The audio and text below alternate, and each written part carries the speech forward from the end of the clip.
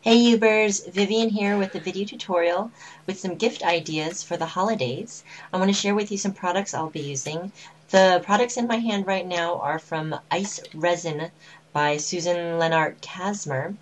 Uh, this tool here is just awesome because it doles out just the right amount of product, and you don't have to think about it at all. I might use some of these tiny little cutouts from a Sizzix die set, and I printed out some words that I might use in my charms. I'm going to use my Westcott scissors to cut those. And I'm going to use this color, Pumpkin Pie, which is part of a rather new release from Clear Snap Color Box Spritzers. And I'm going to use that to color up my printed out words. And I'm also going to be using some ice ink from Clear Snap. That's in pigment-based acrylic paint that comes in this really cool little dropper. And this is great for this jewelry type project because you just want the very little amount of pigment to go in your mixing cup. And I'll show you that later. So I think I'm going to use these two.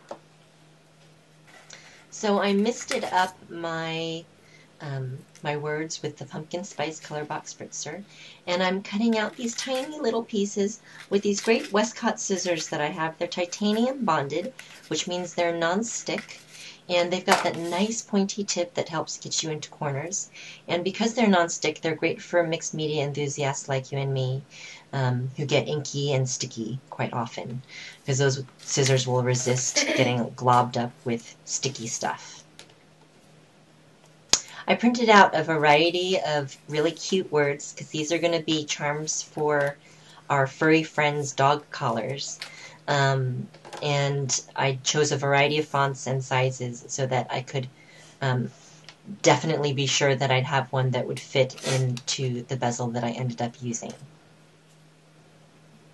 If you're going to include any little paper bits like me, you might want to think about sealing your paper so that it resists absorbing any liquid from the ice resin. So I'm using the paper sealer from Susan Lennart Kasmer, and I'm just covering both sides just to make sure that these little paper inclusions will maintain their integrity. And I think this would be important for photographs, if you have a larger bezel that you're going to use, or pieces of paper with imagery or inking or stamping. And then set that aside to dry. Have you guys noticed my new craft mat? It's so funny because I know a lot of you guys leave wonderful comments, but oftentimes the comments are about the mat that I'm working on. And you ask what type of mat I'm working on. This large pink mat underneath everything is from Westcott. It's a self-healing mat. It's 24 by 36, and I'm so excited to have it. It entirely covers my crafting desk, and it's self-healing, and I'm going to be able to abuse it and not worry about damaging the furniture surface under. So I'm going to set these really basic paper inclusions aside to dry, and I want to show you how this ice resin from Susan Lennart Kasmer works. I've got this little plunger. It's a rather new design for the product, and you see how the top twists on and off. And you just press on that plunger, which automatically dispenses exactly the amount of these two different chemical solutions into your mixing cup. So it's a no-brainer because you don't really have to think about how much product you're doling out to make the right amount of resin. And see how that goes right back on top? So you can dole out as much as you want to use and not waste any. So you mix it in the cup slowly and smoothly like this for about a minute. And I wouldn't worry so much about tiny little bubbles that might happen because the bubbles sort of release themselves as the resin cures over a 6 to 12 hour period. If you choose, and this is what I'm going to do today, it's a beautiful clear product, but you can also add pigment, and from what I've seen, you know, whatever you can imagine, you can put in there. I'm going to use a ice ink acrylic-based pigment from Clear Snap. And I'm going to use one of the more brilliant, deep colors, like pure colors. There's a blue color called Iris, and I'm going to use that. And just the tiniest bit, the very tiniest bit, will very quickly color up your ice resin. So I was unsure of how much color that one little drop was going to create. You see, I put that along the edge. So I'm sort of just mixing it in and seeing how much I want as I go. And that little bit actually ended up being quite a bit. And the charm that I made for my male dog, Mabu, ended up using this more intense hue. And I actually added a good amount of clear ice resin to make the charm for my little female dog, Pupusa. Because my little Pupusa has such a sparkly personality, I decided to add a nice hefty dash of winter frost glitter from Colorbox. And this is a nice fine white iridescent glitter.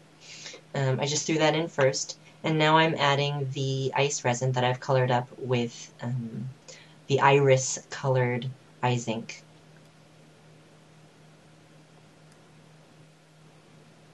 Isn't this combination pretty? It reminds me very much of stars in the night sky. Just millions and millions of little stars. And in retrospect, while I'm editing this video, I'm thinking, oh, wouldn't it be pretty to have just one or two paper punched or die cut stars with a little crescent moon in there?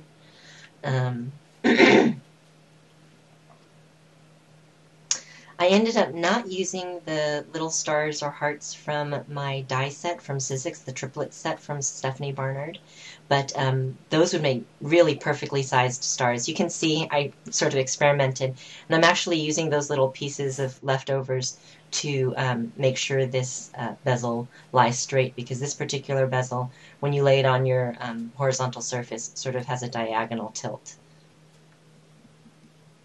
So I put